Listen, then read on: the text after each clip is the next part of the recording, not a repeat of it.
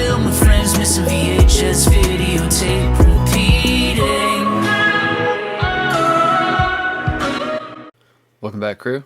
Today we're looking at 1981's My Bloody Valentine, a great and fun horror flick that I really enjoyed.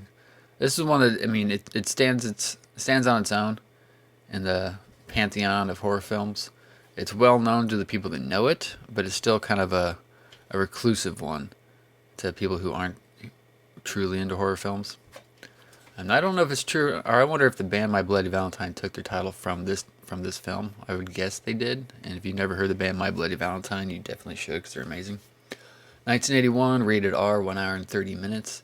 According to IMDb, is a decades-old folk tale surrounding a deranged murderer killing those who celebrate Valentine's Day. Turns out to be true to legend when a group defies the killer's order and people start turning up dead.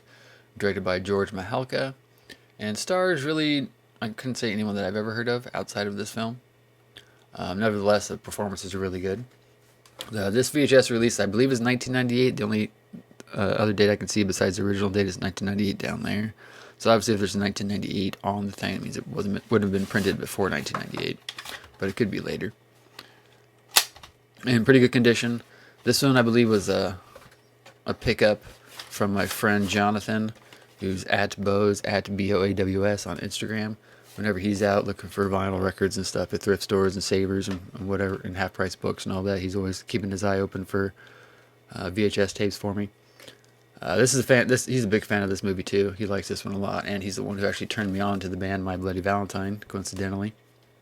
Of course, they did remake this one in 2009 in 3D, and I'm trying to remember, because in 2009 would have been the somewhat early days of digital film, well, not digital film, but digital projection. And I think my theater showed the remake, but we showed it on film because we didn't have digital projectors at the time. But I think you had to have digital projectors in order to show the 3D version, if I recall.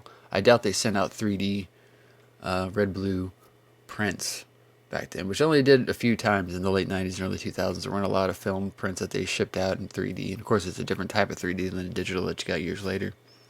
Nevertheless, this is one that I definitely always owned on DVD, and I believe I still do have the Blu-ray, and I watch it on occasion. It's a good Valentine's Day watch, you know. Let me know your guys' thoughts below. Did you see this in 1981 when it originally came out? I didn't, because I was just born that year. Share your stories below. Like, comment, share, subscribe. I appreciate you guys, and I'll see you next time. Peace.